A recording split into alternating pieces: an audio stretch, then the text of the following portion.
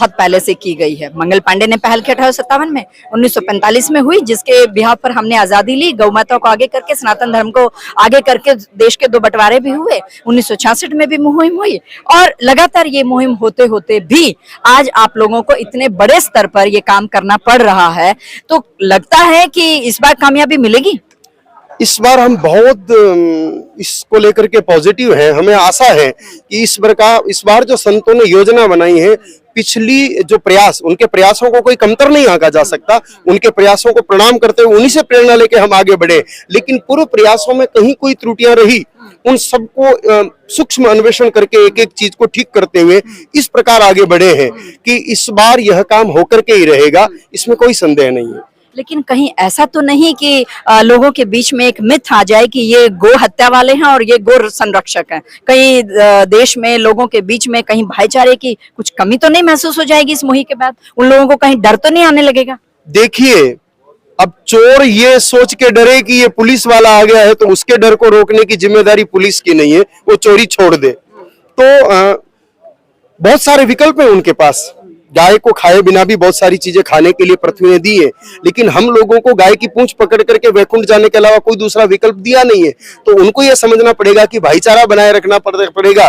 तो हमारे पास विकल्प इसका उपयोग करें, इनके पास कोई विकल्प नहीं है तो हम इनके साथ दें। और सनातन धर्म की एक सुंदरता रही है कि सनातन धर्म क्या, जो गाय से प्रेम करते हैं, चाहे वो किसी भी धर्म के हैं, इस मिशन में कई मुस्लिम भी जुड़े हुए, कई ईसाई भी जुड़े हुए, सभी समुदाय जुड़े हुए हैं। ये किसी धर्म का विषय है ही नहीं। तो गाय से प्रेम करने वाले लोग तो सबसे प्रेम करते ही हैं, लेकिन इस बूते पर, इस बिना पर अगर कोई कहे कि हम गाय तो खाएंगे लेकिन फिर भी हम को भाई मानो, तो जो हमारी माई को काट के खाए वो हमारा भाई, फिर इन शर्तों पर तो नहीं हो सकता। इस पर तो फिर खाई बने तो बने, उसकी चिंता फिर नहीं की जा सकती। ये मुहिम बहुत बड़ी रहने वाली है। 1857 से लेके आज 2026 की आप बात कर रहे हैं, तो मुहिम बहुत लंबी होने वाली, बहुत बड़ी होने वाली है। तो क्या अंदाजा है कि कितने लोगों के हस्ताक्षर आप प्रस्तुत कर पाएंगे? इसमें हमने मात्र 6 महीने में करीब 5 करोड़ लोगों के हस्ताक्षर संग्रहित कर लिए हैं। अच्छा, अभी ऑलरेडी कर चुके हैं? हाँ, और करीब 40 करोड़ हस्ताक्षर हमारा लक्ष्य है। कम से कम 40 करोड़ हस्ताक्षर हम प्रस्तुत करेंगे। उम्मीद है हस्ताक्षर से, मुहिम से, जलग्रह से, सत्याग्रह से कुछ न कुछ आप कर पाएंगे? देखिए, उम्मीद पर ही दुनिया टिकी है और कर्तव्य करना हमारा कार्य है। हम तो कृष्ण उपासक हैं, राम उपासक है, शिव उपासक हैं, और उन्होंने कहा है कि कर्म कर्तव्य परायणता के भाव से करो, फल तो देना मेरा काम है। अगर हम ईमानदारी से काम करेंगे तो फल तो मिलना ही है। माता को राष्ट्र माता बनाने की जो मुहिम आप चला रहे हैं, इसमें बहुत टाइम से ये चली आ रही है, 66 से हम कहें चली आ रही है, 1857 से चली आ रही है, लेकिन अभी तक सक्सेस नहीं मिल पाई है। तो क्या ऐसी आपकी रणनीति रहने वाली है कि अब की बार सफलता मिलके ही रहेगी? हाँ, बात बिल्कुल ठीक है। आपने बहुत अच्छी बात कही कि बनी नहीं, ऐसा नहीं कहा जा सकता है। अगर कहा जाए तो गौ माता के साथ हमेशा छल हुआ। हमेशा देश की आजादी के समय मंगल पांडे जी ने जो विरोध किया था और गौ माता को लेकर कहीं एक किया था। देश की आजादी मिली है, गांधी जी ने जो कराई थी, गौ माता को लेकर आगे किया था, उससे जनभावनाएं जगाई और आजादी मिली। पर आजादी मिलने के बाद कार्य तो नहीं हुआ गौ माता का। ऐसे ही मैं सभी लोगों से कहूंगा, बार बार गौ माता चली गई है। इस बार ऐसी एक सरकार है, मैं प्रसन्नता के साथ कह सकता हूँ, एक ऐसी सरकार है जिसको सनातन का हर अंग बहुत ही प्रिय है। इसलिए अगर ऐसे समय पे हम सब लोग, आम भारत की जनता अपनी गौ माता के लिए प्रयास करती है तो निश्चित होगा, और हम तो तब तक प्रयास करेंगे कि जब तक गौ माता संपूर्ण रूप से सुरक्षित नहीं हो जाती, ये संपूर्ण रूप से बचेगी एकदम नहीं। लेकिन जो हमारी इतनी स्टेट्स हैं जहां पर बीफ को बहुत पसंद किया जाता है, वो लोग तो उसको प्रॉपर प्रोटीन मानते हैं। तो उन लोगों के साथ कहीं ऐसा तो नहीं कि कुछ भेदभाव हो जाएगा या कहीं समाज में कुछ बंटवारा तो नहीं होने लग जाएगा कि ये गौ माता वाले और हम गौ माता खाने वाले हैं?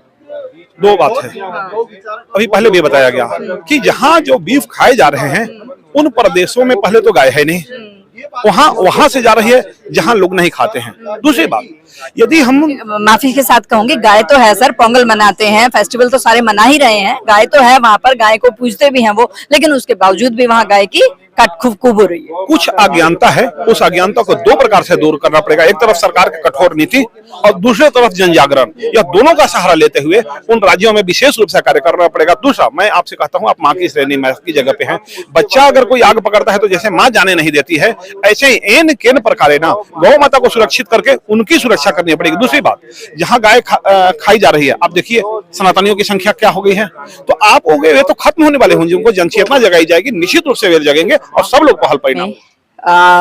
आप एक निमित्त बने हैं, या आप जैसे कहते हैं ना कि भगवान के इंस्ट्रूमेंट बन के या कृष्णा के गोपाल बन के आपने जो आज ये हुंकार भरवाई है यहाँ पर, क्या उम्मीद करते हैं, क्या स्ट्रेटेजी इसमें रहने वाली है कि हमें सफलता सुनिश्चित मिलेगी ही मिलेगी? देखिए, पहली बात तो मेरे सानिध्य में नहीं, संतों के सानिध्य में, हमारे संत भगवान के सानिध्य में ये अभियान चल रहा है।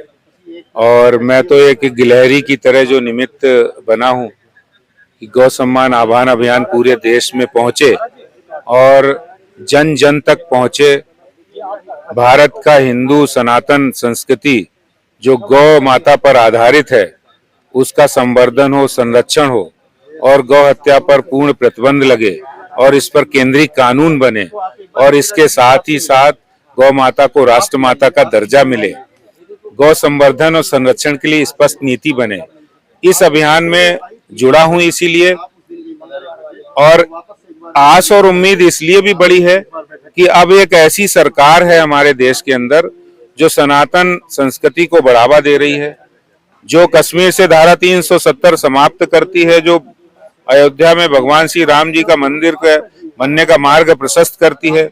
तो ऐसी अभियान के साथ जुड़ने का हमें गौरव हो रहा है। गौ सम्मान आह्वान अभियान पूरी तरह सफल हो, जागरूक हो लोग, गौ माता के प्रति समर्पित हो और सम्मान के साथ गौ माता अगर हमारे देश में संवर्धित होगी, संरक्षित होगी, तो देश सुरक्षित और समृद्धशाली बनेगा, ये बात निश्चित है। धन्यवाद।